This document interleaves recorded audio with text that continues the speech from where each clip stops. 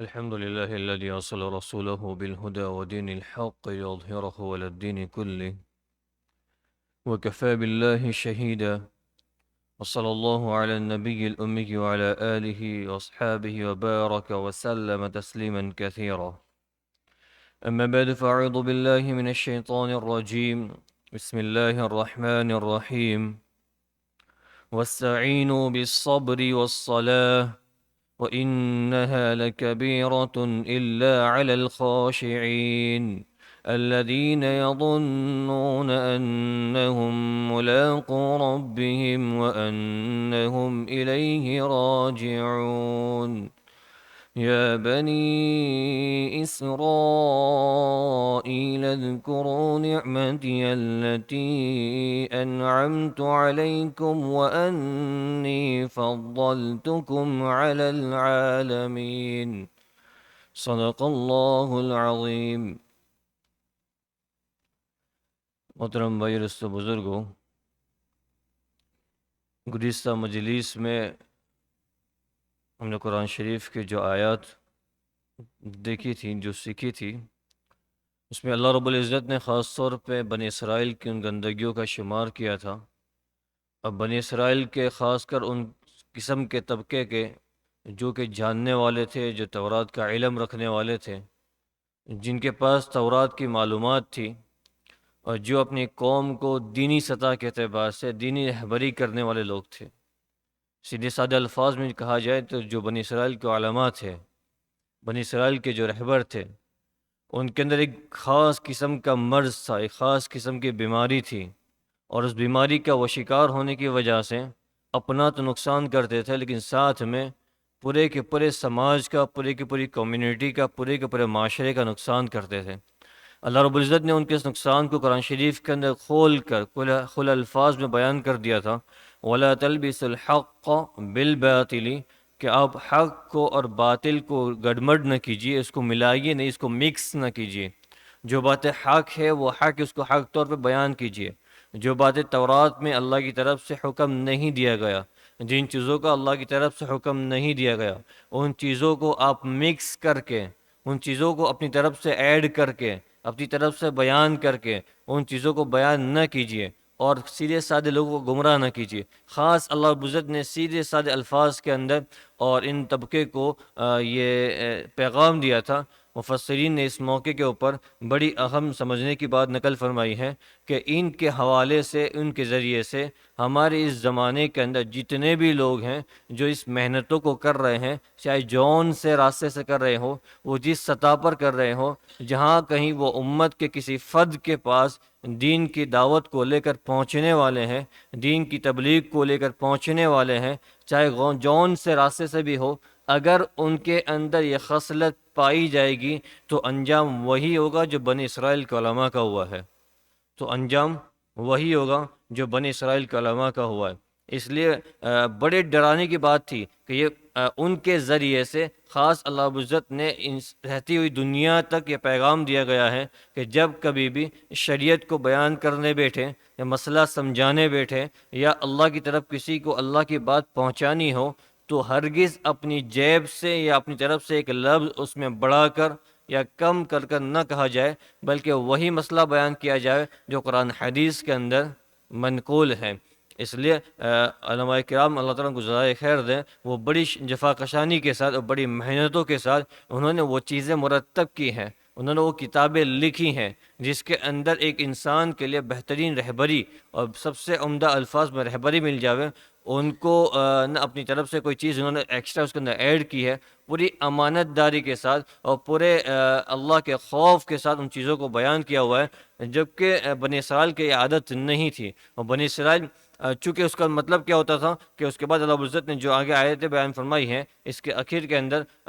وہ یہ چیزیں بیان فرمائی تھی کہ چونکہ یہ آپ کے مفادات، آپ کی لالچ اور آپ کے کچھ تقاضے ان کے ساتھ جڑے ہوئے تھے،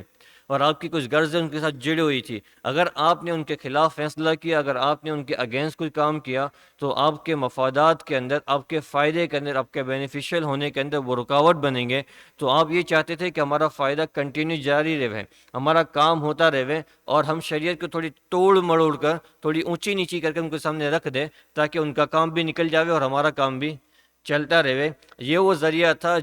جس کی وجہ سے وہ اسلام کی دعوت سے محروم رہے۔ حضور ان کے زمانے کے اندر موجود تھے، قرآن شریف ان کے سامنے نازل ہو رہا تھا، وہ رات دن اللہ کے رسول کی علامتوں کو دیکھتے تھے، پرکھتے تھے، لیکن اسلام کی دعوت سے محروم رہے۔ نتیجہ یہ تھا کہ جو اب تک ان کے پاس اللہ کی وحی آ چکی تھی، اس وحی پر ان کا عمل نہیں تھا، اس وحی کو انہوں نے ناقدری کی، اس وحی کے اندر اپنی خیانتیں شامل کی۔ تو یہ ناقدری اور خیانت اسی بدترین عمل ہے جس کی وجہ سے اللہ تعالیٰ دین اسلام کی توفیق نہیں دیتا، اگر چاہے وہ انبیاء کی اولاد کیوں نہ ہو، اگرچہ وہ انبیاء کی پڑوس میں رہنے والے کیوں نہ ہوں۔ اس لیے ہمیں اپنی زندگیوں کے اندر ان گندگیوں کو دیکھ کر، تلاش کر نکالنے کی بڑی ضرورت ہے۔ اس کے بعد رب نے ارشاد فرمایا تھا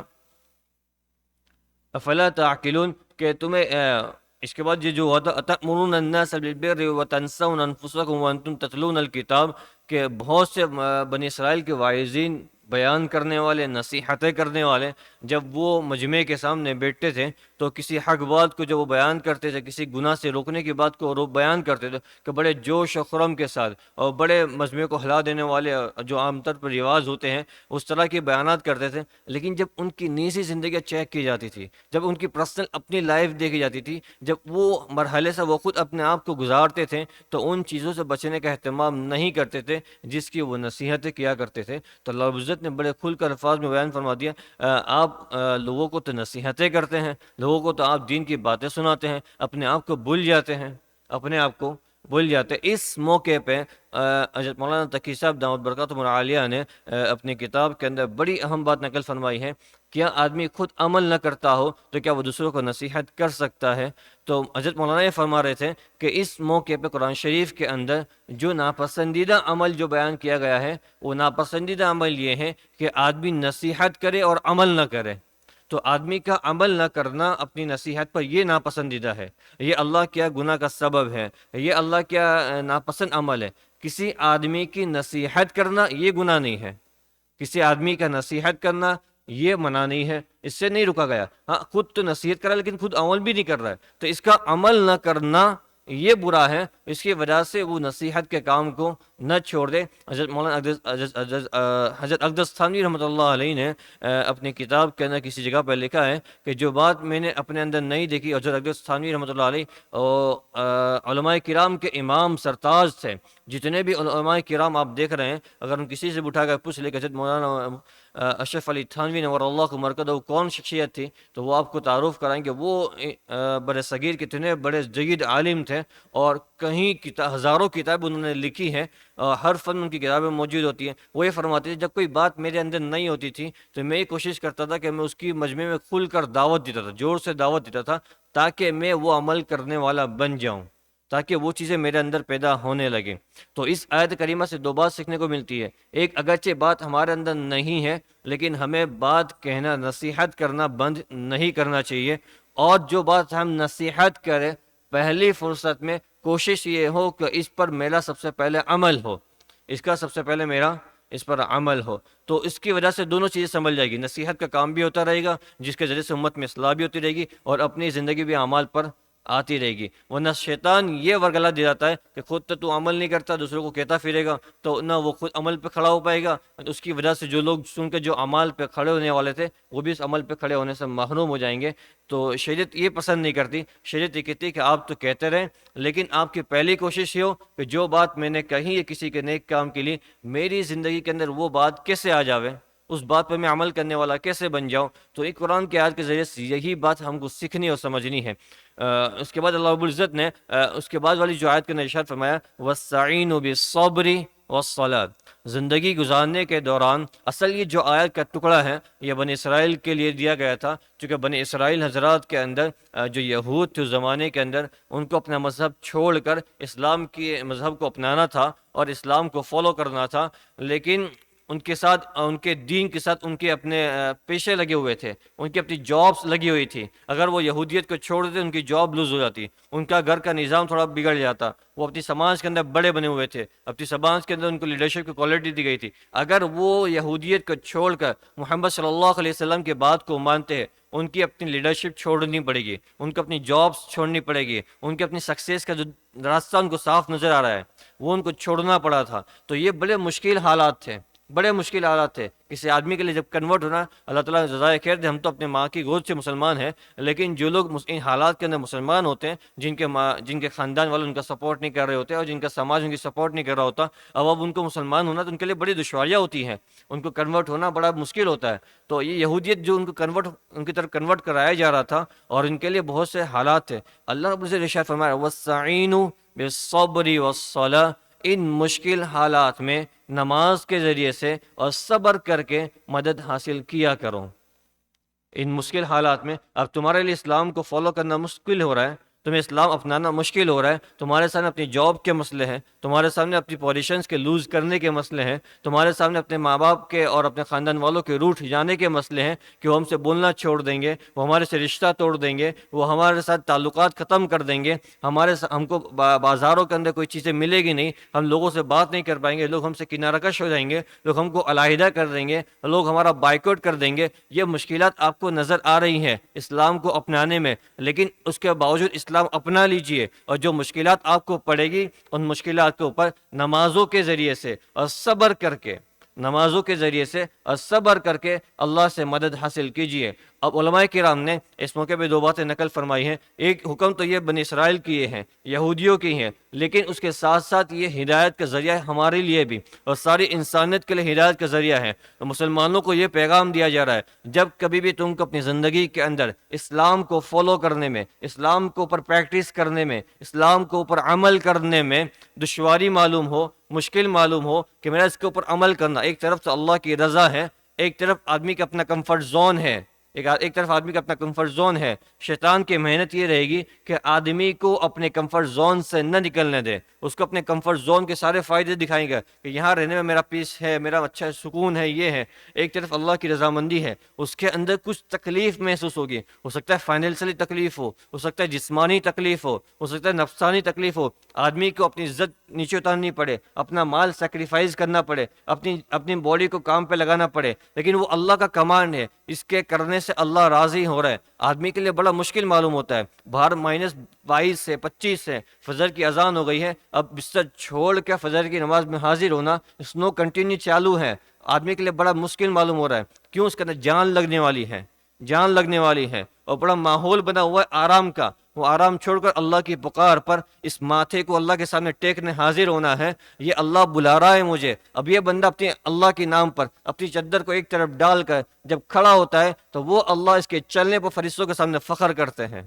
کہ یہ بندہ اپنی بیوی کے ساتھ اپنے کمفرٹ زون میں تھا یا اپنے آرام دائک جگہوں پہ تھا، میری محبت میں گھر سے نکل کر آیا ہے. تو یہ اللہ اس فرشتوں کے سامنے اس کا فخر کرتا ہے. اور وہی چیز وَاسْتَعِینُوا بِالصَّبْرِ وَالصَّلَاةِ، ان نمازوں جب یہ فجر کی نماز پڑھ لیتا ہے، اب اس کے لیے یہ اس طرح کی جو نمازیں اس موقع پہ آنے والی ہیں، اور اسی طرح اس دین کے اندر جو بھی اللہ کے اوامر آنے والے تھے اس اوامر پر عمل کرنا اس کے لیے آسان ہو جائے گا. اگر اس نے اس نماز کو چھوڑ دیا، اس نماز کو نہیں پڑھا، تو اس کے علاوہ کچھ اور عوامل اللہ کی طرف سے اس کے اوپر آنے والے تھے. ہو سکتا ہے رمضان کا مہینہ تھا تو روزہ آنے والا تھا، اس کے اوپر زکوٰۃ واجب ہونے والی تھی، یا اس کے اوپر فرض حج واجب ہونے والی تھی، یا اس کے اوپر صلہ رحمی کا کوئی صلہ واجب ہونے والا تھا. اس طرح کے بہت سے اور کمانڈ جو شریعت کے تھے وہ واجب ہونے والے تھے. لیکن چونکہ اس نے فجر کی نماز کے اندر کمزوری کا اظہار کیا، چونکہ اس نے فجر کی نماز کے اندر اللہ کو سیکریفائز کر دیا نعوذ باللہ، اور اپنے آپ نے اپنے کمفرٹ زون کو فرسٹ پرائیورٹی دی، تو اب اس کو نیک اس اعمال کی توفیق نہیں ملے گی، اور وہ نیک اعمال اس کے لیے آسان نہیں ہوں گے. اس کے اندر دل چرائے گا، اس کو بوجھ محسوس ہوگا، اس کے اندر ایک تکلیف محسوس ہوگی کہ بھائی میں کب یہ سر سے میرے اوپر بوجھ پڑا ہوا ہے میں اس کو اتار کر علیحدہ ہو جاؤں. تو یہ ایک نمازوں کے ذریعے سے اللہ تعالیٰ دین کے اعمال کو آسان کر دیتا ہے، دین کی چیزوں کو اللہ تعالیٰ آسان کر دیتا ہے. وَاسْتَعِینُوا بِالصَّبْرِ وَالصَّلَاةِ، اس لیے بہت سے حدیثوں کے اندر اللہ کے رسول صلی اللہ علیہ وسلم نے مشکل حالات کے اندر ایک صحابی حاضر ہو گئے، رسول اللہ میرے گھر کے اندر کھانے کی کمی ہے، اللہ کے رسول کا نماز پڑھے اللہ سے مانگے. ایک صحابی آ گئے، رسول اللہ میرے جسم کے اندر کمزوری ہے، نماز پڑھ اللہ سے مدد مانگے۔ تو جو کبھی کہ آدمی اللہ کے رسول کے پاس خدمت میں موجود ہوتے رہے، کوئی پریشانی کا اظہار کرتے تھے، کوئی تکلیف کا اظہار کرتے تھے، اللہ کے رسول صلی اللہ علیہ وسلم نماز میں کھڑا کر دیتے تھے کہ نماز میں کھڑے ہو جائیں اور 2 رکعت صلاۃ الحاجات پڑھ کے اللہ سے مانگے، 2 رکعت صلاۃ الحاجات پڑھ کے اللہ سے مانگے۔ صلاۃ الحاجات وہ نماز ہے اللہ کی قسم صحابہ نے اپنے مردوں کو زندہ کروا لیا ہے اسی نماز کے ذریعے سے۔ آج کل ہم لوگ چلتے پھرتے لوگ بہت سارے تعویذ مانگتے رہتے، پوچھتے رہتے کہ بھائی اس مسئلے میں کیا کرنا ہے، اس مسئلے میں کیا کرنا ہے، کوئی پڑھ کر دے دے تو وہ لوگ یہ چاہتے ہیں، میرا ذاتی تجربہ ہے، وہ لوگ یہ چاہتے ہیں کہ کوئی مولانا کوئی سا جادو کر دے، کوئی اس طرح کر دے کہ ہمارا کام بن جائے، ہمیں کچھ کرنا نہ پڑے۔ جب ہم ان سے یہ کہتے ہیں کہ آپ 2 رکعت صلاۃ الحاجت پڑھ کے اللہ سے مانگیں اور مانگتے رہیے، تو وہ کرتے نہیں ہیں۔ یہ وہ طریقہ ہے جو اللہ کے رسول سے منقول ہے، جو حدیثوں میں منقول ہے، جس کی اللہ کے رسول نے صحابہ کو عادت ڈالی ہے کہ اپنے مشکل حالات میں 2 رکعت اللہ کے سامنے کھڑے ہو جائیے، سچے دل سے نماز پڑھیے اور صلاۃ الحاجات کی نیت سے رو کر اللہ سے دعا کریے اور اپنی حاجت کو اللہ کے سامنے رکھیے۔ اللہ کی قسم وہ حاجت آپ کی ضرور پوری، آج نماز پڑھی پوری نہیں ہوئی ہے، آئندہ دوبارہ نماز پڑھتے رہے جب تک وہ اب تمہاری حاجت ختم نہ ہو، اللہ سے مانگتے رہے۔ یہ صحابہ کا طریقہ ہے۔ صحابہ کی نماز کے اندر کام نہیں ہوتا تھا تو وہ یہ نہیں چاہتے کہ بھائی میری نماز کے اندر کام نہیں ہو، لگتا ہے میرے صحیح سے نماز نہیں پڑھی، میری نماز کے اندر کوئی کمی ہے، کوئی کوتاہی رہ گئی ہے، کوئی کمزوری رہ گئی ہے، تو وہ اپنی نماز کی کمی کی کوتاہی کو کمزوری کو ختم کرنے کی کوشش میں لگتے تھے۔ ہمارا حال یہ ہے کہ ہم اکتا جاتے ہیں، ہم اس سے بور ہو جاتے ہیں، ہمارا دل پھٹنے لگتا ہے کہ بھائی بس بہت ہو گیا، اب کوئی اور راستہ اپنا لیتے۔ اسی راستے کے ذریعے سے، اور اللہ کے علاوہ ہمارا کوئی کام بنانے والا نہیں ہے، ساری دنیا کی طاقتیں لگ جائے، اللہ کے علاوہ کوئی کام بنانے والا نہیں ہے۔ اور اسی اللہ سے کام لینے کا ذریعہ اللہ کے رسول نے ہم کو حدیث کے ذریعے سے، اس نماز کے ذریعے سے دکھلایا ہے۔ آدمی سچے یقین کے ساتھ اگر نماز پڑھ لے، ذاتی تجربہ ہے، آدمی تجربہ کر سکتا ہے، اس کے راستے اللہ تعالیٰ آسان کر دیتا ہے۔ آپ سب کو بہت سا تجربہ ہوا ہوگا، نمازوں کے ذریعے سے بہت سارے مسئلے انہوں نے اپنے حل کروا لیے۔ تو یہ نماز کے ذریعے سے ایک آدمی اپنی نجی زندگیوں کے اندر بھی مسئلے حل کروا سکتا ہے، اپنی ذاتی زندگی کے اندر بھی مسئلے حل کروا سکتا ہے۔ اور آدمی نماز کا پابند رہے گا، 5 وقتہ نمازوں کا پابند رہے گا، تو اس کو شریعت کے باقی احکام کو فالو کرنے کی اللہ کی طرف سے توفیق ملتی رہے گی۔ اگر یہ آدمی نماز کو چھوڑنے والا ہے، نماز کی اتنی اہمیت نہیں ہے، نماز کی اتنا امپورٹنس نہیں ہے، تو پھر آدمی باقی چیزوں کے اندر بھی اتنا آنیسٹ نہیں ہوگا، باقی چیزوں کے اندر بھی اتنا اپنے آپ کو فلفل کرنے والا نہیں ہوگا۔ آج کے وہ دن جو کئی سالوں پہلے حضرت امام حسین رضی اللہ تعالیٰ عنہ کا سر اسی نماز کے لیے کٹا گیا تھا، انہوں نے اپنی جانوں کو قربان کر دیا تھا، اپنے چھوٹے سے بیٹے کو قربان کر دیا تھا، اپنے پورے قبیلے کو قربان کر دیا۔ وجہ یہ تھی کہ ہماری نماز قضا نہ ہو جائے۔ عصر کی نماز کا وقت نکلا جا رہا تھا، جنگ جاری تھی، جنگ چل رہی تھی، مجھے نماز کا پڑھنے کا موقع دے دیا جائے کہ نہیں، نماز اگر پڑھنی ہے آپ کو اسی جنگ کے دوران پڑھے۔ حضرت حسین رضی اللہ تعالیٰ عنہ نے تلواریں ڈال دی، اللہ اکبر کہہ کر نماز کے لیے کھڑے ہو گئے۔ جب سجدے میں اپنا سر رکھا تو ان دشمنوں نے ان کا سر جسم سے الگ کر دیا، وجہ نماز تھی۔ اگر وہ کھڑے رہتے، وہ سے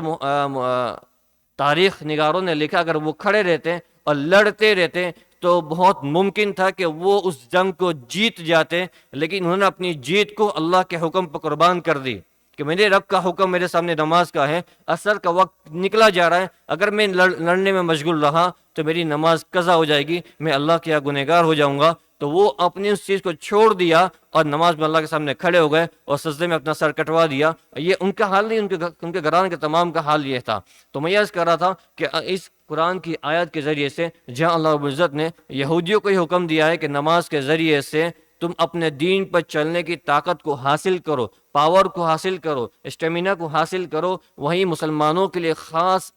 پیغام دیا جا رہا ہے، ایک خاص مسئلہ بیان کیا جا رہا ہے۔ جب کبھی بھی اپنی زندگی کے اندر دین پر عمل کرنے کی کوئی رکاوٹیں محسوس ہو اور آدمی کا دین نہ چلتا ہو، کہ نمازوں میں دل نہ لگتا ہو، نیک اعمال کی توفیق نہ ہو رہی ہو، قرآن شریف کے اندر دل نہ لگتا ہو، آدمی کبھی ایسا ہوتا ہے آدھا صفحہ پڑھا اور آدمی اکتا جاتا ہے قرآن پڑھنے سے، کبھی 10 مرتبہ اللہ کا نام لیا،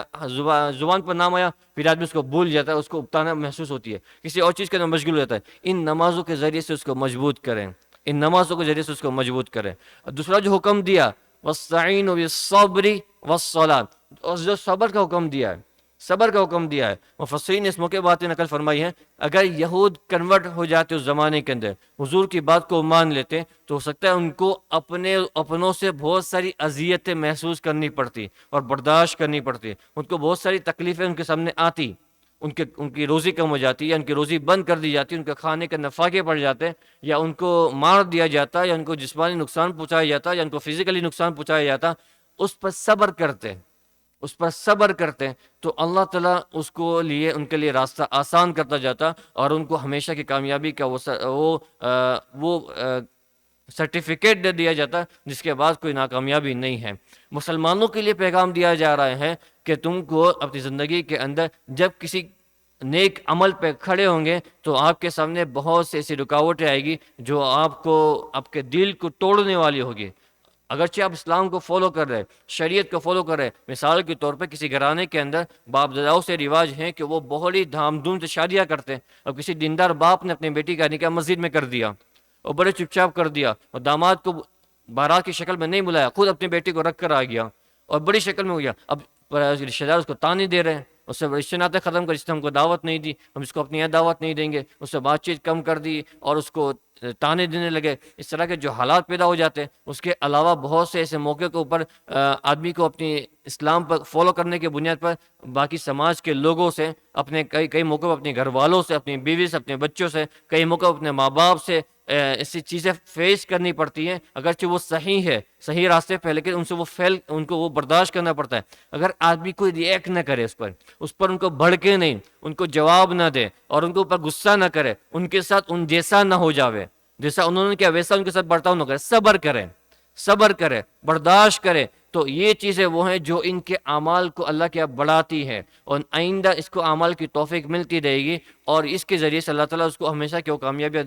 سے نوازتے ہیں۔ تو اللہ رب العزت نے وَاسْتَعِینُوا بِالصَّبْرِ وَالصَّلَاةِ، جب کبھی دین کے مسئلے کے اندر، اسلام و شریعت کو فالو کرنے کے اندر دشواریاں مشکلی کا سامنا ہو، صبر کریں اور اللہ سے نماز کے ذریعے سے مدد مانگے تو اللہ تعالیٰ اس کے لیے آسان کر دیتا۔ وَإِنَّهَا لَكَبِيرَةٌ إِلَّا عَلَى الْخَاشِعِينَ وَإِنَّهَا لَكَبِيرَةٌ إِلَّا عَلَى الْخَاشِعِينَ۔ وَإِنَّهَا، ہاں کی جو ضمیر ہے، ہاں جو اس کا مطلب ہے وَإِنَّ الصَّلَاةَ، مفسرین اس موقع پہ میں کل فرمایا وَإِنَّ الصَّلَاةَ لَكَبِيرَةٌ إِلَّا عَلَى الْخَاشِعِينَ، یقیناً جو نماز ہے، نماز والی جو عبادت ہے، وہ بڑی بھاری معلوم ہوتی ہے، بڑی مشکل معلوم ہوتی ہے، مگر ان لوگوں کے لیے جو لوگ اللہ کا خوف رکھنے والے ہیں، ان کو وہ بھاری معلوم نہیں ہوتی۔ جن کے دلوں میں اللہ کا خوف ہے، ان کو وہ مشکل معلوم نہیں ہوتی۔ اللہ تعالیٰ نے ایک طرف تو نماز کے ذریعے سے مدد حاصل کرنے کا حکم دیا، صبر کے ذریعے سے مدد حاصل کرنے کا حکم دیا، اس کے بعد اگلی آیت کے اندر بیان کر دیا کہ جس عمل کے ذریعے سے آپ کو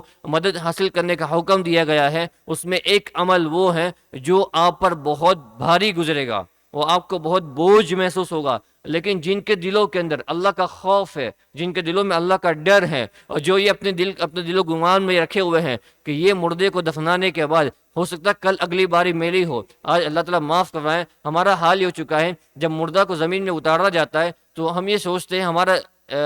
سوچ کی بجائے ہمارے اعمال کا اظہار یہ ہوتا ہے کہ یہ آخری مرنے والا تھا، اس کے بعد کسی کو موت نہیں آنے والی، اس کے بعد کسی کو موت نہیں آنے والی، حالانکہ ہو سکتا ہے اس کے بعد اگلا نمبر ہمارا ہو۔ اتنی دنیا کی محبت ہے، دنیا کی لالچ اور دنیا کی چیزوں کے اندر مشغول ہو کر آدمی اپنے آپ کو بھول جاتا ہے۔ اللہ رب العزت فرماتے ہیں وَإِنَّهَا لَكَبِيرَةٌ إِلَّا عَلَى الْخَاشِعِينَ، کہ نماز بڑی بھاری ضرور ہے، بڑی مشکل ضرور ہے، مگر ان لوگوں کے لیے بھاری نہیں ہے، لوگوں کے لیے مشکل نہیں ہے جن کے دلوں کے اندر اللہ کا خوف ہے، جن کے دلوں کے اندر اللہ کا ڈر ہے۔ جب وہ اللہ کے ڈر کے ساتھ نمازیں پڑھتے ہیں تو ان کو نمازوں کا آپ خود تجربہ کر کے دیکھیے، ایک نماز آپ کی آٹو پائلٹ والی ہو جائے، آٹومیٹک ہو جائے، اور دوسری نماز آپ کی اللہ کے خوف کے ساتھ ہے، وہ دوسری نماز کا ٹائم پیریڈ آپ کا آٹومیٹکلی بڑھ جائے گا، اللہ کی قسم آپ کا ٹائم بڑھ جائے گا۔ آپ کے سجدے کے اندر جو آپ ریگولر نماز پڑھتے تھے، جس کا آپ کا توجہ، آپ کا دھیان نہیں ہوتا تھا، آپ جو پڑھتے تھے اس کے اوپر آپ کا دھیان نہیں تھا، وہ سجدہ آپ کا ہو سکتا ہے 1 منٹ کا ہو، 2 منٹ کا ہو،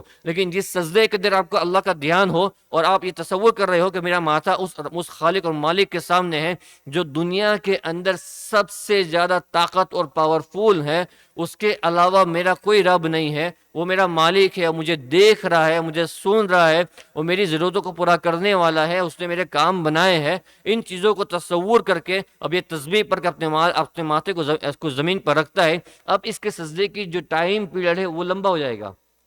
آپ بھی تجربہ کر کے دیکھیں یہ چیزیں۔ اور جو قیام میں کھڑا ہوا ہے، سورہ فاتحہ پڑھ رہا ہے، تو سورہ فاتحہ کے مطلب کو سمجھ رہا ہے کہ وہ جو کیا پڑھ رہا ہے۔ الحمدللہ رب العالمین، میں نے کس رب کی ذات کی تعریف کی ہے، میں نے کس مالک کی تعریف کی ہے، اور رحمان الرحیم کہ وہ سمجھ رہا ہے کہ میں نے کس کو سمجھا ہے۔ اور حدیث قدسی ہے، حدیث شریف میں آتا ہے، اللہ کے رسول صلی اللہ علیہ وسلم ارشاد فرماتے ہیں کہ سورہ فاتحہ تو وہ سورت ہے جس کی ہر آیت کے بعد اللہ رب العزت بندے کو جواب دے رہا ہے،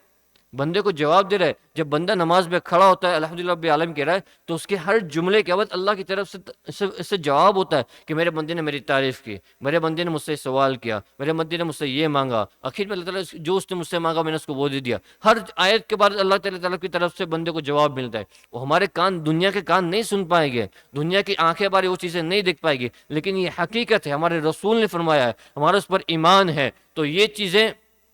آدمی کو نماز میں دھیان کو بڑھانے والی ہے۔ جو آدمی اس طریقے سے نماز پڑھتا ہے، اس کی نماز کے اندر وہ لطف محسوس ہوتا ہے، اس کی نمازیں وہ مضبوط ہوتی ہیں، اور اس کی نمازوں کے اندر وہ پختگی آتی ہے، جس کا ٹائم پیریڈ بڑھتے چلا جاتا ہے۔ پھر اس کی نمازیں اس کے اوپر اس کے بوجھ نہیں ہوتی، اس کی نمازیں اس کے لیے ایک آڑ کا سبب نہیں ہوتی، ایک وحشت نہیں ہوتی۔ بہت سے ہمارے جان پہچان والوں کو دیکھا ہے، جب راستوں کے اندر باہر چلتے ہیں، سفر میں جاتے ہیں، ٹریول کرتے ہیں، تو نماز پڑھنے کے اندر شرم محسوس کرتے ہیں، نماز کا وقت شرم محسوس کرتا ہے۔ ہمارا آج کل چھٹیوں کا زمانہ ہے، میں بڑے دل سے لوگوں کو اس بات کا پیغام دے رہا ہوں، دنیا کے جس کونے میں چلے جاوے، نماز کا وقت کھڑا ہو جائے، چاہے حالات جون سے ہمارے سامنے ہو، لوگ کیا سمجھیں گے، لوگ کیا دیکھیں گے، لوگ برا سمجھیں گے، یہ وہ کر رہے ہو، جو کرنا کرے، میرے رب کا فرمان ہے، میرے رب کا فرمان ہے، ان تمام سے بڑھ کر میرے اللہ کا فرمان ہے، مجھے کل مر کو اللہ کو جواب دینا ہے، یہ میرے جواب دینے آنے والے نہیں ہے۔ اللہ کو اکبر کہہ کر اپنی نماز کو شروع کر دے۔ بہت سے موقع پر ہم نے دیکھا، ہم نماز کو شروع کرتے ہیں تو بہت سے وہ لوگ جو نماز نہیں پڑھنے والے تھے، لیکن ہم کو دیکھو نماز میں شریک ہو جاتے ہیں، جماعت میں شریک ہو جاتے ہیں۔ تو یہ گھومنے پھرنے کے دن چل رہے، سمر کے ایام چل رہے ہیں، تو خاص اس بات کا اہتمام کریں کہ نمازیں ہمیں اس کوالٹی پر نہ آوے، ہمارے اوپر نماز ہمارے اوپر بھاری نہ ہو، نماز ہمارے اوپر وزنی نہ ہو، مشکل نہ ہو، ورنہ یہ صفت اور یہ کوالٹی چونکہ یہودیوں کی بیان کی گئی تھی، اللہ تعالیٰ اس سے ہماری حفاظت فرمائے۔ اور اللہ رب العزت نے اس کے بعد کی آیتوں کے اندر ارشاد فرمایا ہے کہ ان لوگوں کی اور ایک صفت بیان فرمائی ہے کہ یہ کون لوگ ہوں گے، اور وہ کیوں اس طرح ان کا ڈور ان کے دلوں کے اندر اللہ کا ڈر ہے، اور نمازیں کیوں ان کے اوپر بھاری نہیں ہے۔ اس کی کوالٹی اللہ رب العزت نے آئندہ آیت کے اندر بیان فرمائی ہے۔ اللہ تعالیٰ جو باتیں کہی گئی ہیں اور جو سنی گئی ہے اس پر عمل کرنے کی توفیق عطا فرمائے۔ وآخر دعوانا الحمد للہ رب العالمین، سبحان ربک رب العزت عما یصفون، وسلام علی المرسلین، والحمد للہ رب العالمین، آمین برحمتک یا ارحم الراحمین۔